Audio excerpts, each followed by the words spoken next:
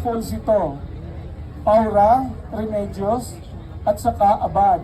Nung dumating kami rito, yung outfall po rito ay diretso yung bagsak ng tubig mula sa taas.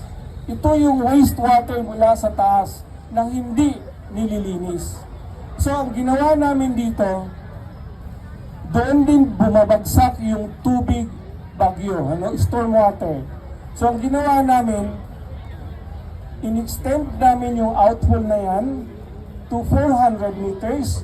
Naglagay kami ng 1 meter na HDPE pipe para yung tubig baha ay doon bumagsak. Yung wastewater naman po ay sinalo namin. Ito po.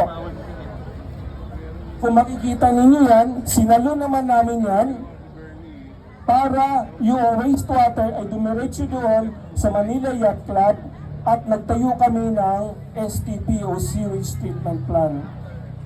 So, ganun po yung pagka-engineer dito. Kaya po, walang kinalaman siya sa pagbaha at sinunod namin yung utos ng Supreme Court na linisin ito. So, kaya bigla ang